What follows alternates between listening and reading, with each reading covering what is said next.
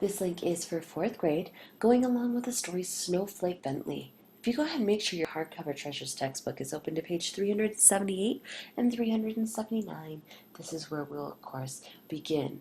Another thing that you will want during this link is going to be your practice book page 105. On practice book page 105, it has two main idea webs, and we'll, of course, go over those before we get started. And, of course, we'll fill them out together if you're following along with the story.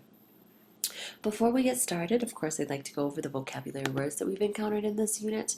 We have technique. A technique is a certain way to do something that requires skill. Foolishness. Foolishness means being unwise. Inspire. If you inspire people, it means you urge them to act. Evaporate. To evaporate is to disappear, usually gas or vapor. Microscope. A microscope makes things appear larger. Magnify. To magnify something means to make it bigger. Negatives. Negatives of a film are the parts that show light areas as dark and dark areas as light. Blizzard. A blizzard is a severe snowstorm. Masterpieces. Objects created with great skill. Intricate, having many complex parts. And molecules. Particles of matter made up of atoms. All right, let's go ahead and direct our attention to page 378. Let's talk a little bit about what our comprehension strategy is this week. Of course, comprehension strategy is summarizing. And when you summarize something, it's important to find the main idea and the details to help you summarize what the author wants you to know from the story. Remember, to summarize a biography, you should identify the main ideas and restate them in your own word. Individual passages or an entire biography can be summarized. With that being said, let's go ahead and talk a little bit what the genre of this week is going to be. Is a biography, and a biography is a story about the life of a real person written by someone else. All right, the story is called Snowflake Bentley, and it's by Jacqueline Briggs Martin. It's illustrated by Mary Azarin. In the days when farmers worked with ox and sled and cut the dark with the lantern light, there lived a boy who loved snow more than anything in the world. Willie's happiest days were snowstorm days. He watched the snowflakes fall on his mittens, on the dried grass of Vermont farm fields, on the dark metal handles of the barn doors. He said snow was as beautiful as butterflies or apple blossoms. He could net butterflies and show them to his older brother, Charlie. He could pick apple blossoms and take them to his mother. But he could not share snowflakes because he could not save them. So I'm going to stop right there. What clues on page 380 and 381 tell you that this selection is going to be a biography?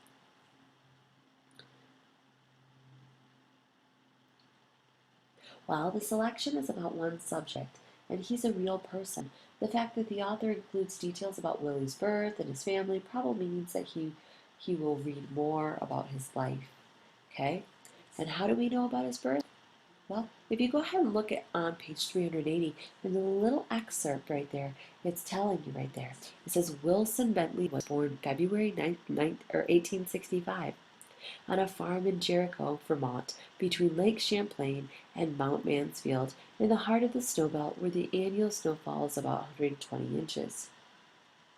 And on page 381, it says Willie's mother was his teacher until he was 14 years old. He attended school for only a few years. She had a set of encyclopedias, Willie said, and I read them all. So you're going to find additional information in the sides of the story. When his mother gave him an old microscope, he used it to look at flowers, raindrops, and blades of grass. Best of all, he used it to look at snow. While other children built forts and pelted snowballs at roosting crows, Willie was catching single snowflakes. Day after stormy day, he studied the ice crystals. Now, what was unusual about Willie's childhood activities? And then what does this tell you about the type of person he was? Well, few people read through entire encyclopedias, and instead of playing in the snow, he looked at snowflakes under a microscope. And He was a very curious and observant person. He studied things the way a scientist does. It says on the side, from his boyhood on, he studied all forms of moisture. He kept a record of the weather, and he did many experiments with raindrops. Now the intricate patterns were even more beautiful than he had imagined. He expected to find whole flakes that were the same, that they were copies of each other. But he never did. Willie decided he must find a way to save snowflakes so others could see their wonderful designs. For 3 winters he tried drawing snowflake crystals. They always melted before he could finish. He said he learned that most crystals had 6 branches, though a few had 3. For each snowflake, the 6 branches were alike. I found that the snowflakes were masterpieces of design, he said. No one design was ever repeated, and when a snowflake melted, just that beauty, much beauty was gone, without leaving any record behind. Starting at age 15, he drew 100 snow crystals each winter for 3 winters. Wow. So let's summarize what Willie learned by studying snowflakes. What did he learn? Well, he learned most ice crystals have 6 branches. All 6 branches are alike. No 2 snowflake designs are the same. With that being said, what do you think the main idea is? Well, the main idea would be even though snowflakes have the same structure, each design is different. So we're going to go ahead and put that in our first main idea web. We have that snowflakes have the same structure, but each design is different. Okay, and the details that help support that is that most ice crystals have 6 branches. We know that all 6 branches are alike.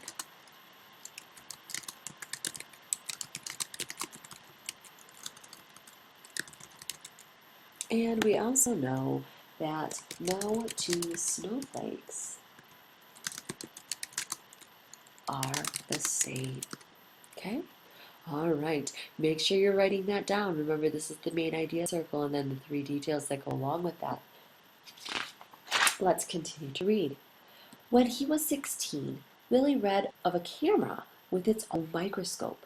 If he had that camera, if I had that camera, I could photograph snowflakes, he told his mother.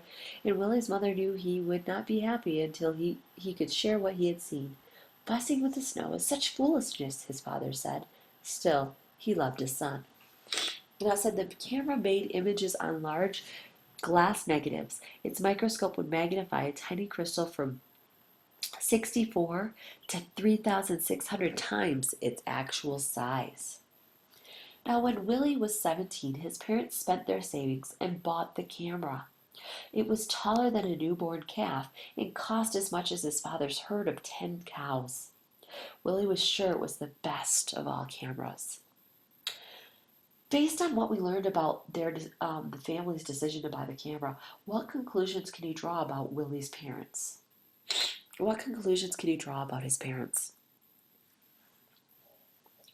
Well, at first Willie's father thinks fussing with snow is foolish. He may have needed to be convinced to buy the camera. But in the end, their concern for their son's happiness was more important to them than money.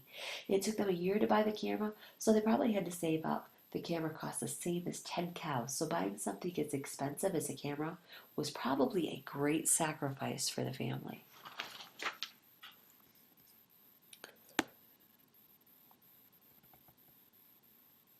Okay, even so, his first pictures were failures, no better than shadows. Yet he would not quit. Mistake by mistake, snowflake by snowflake, Willie worked through every storm. Winter ended. The snow melted, and he had no good pictures. He waited for another season to snow. One day in the second winter, he tried a new experiment, and it worked. Willie had figured out how to photograph snowflakes. Now everyone can see the great beauty in a tiny crystal, he said. Let's go ahead and look at the side there. It says, Willie's experiment. He used a very small lens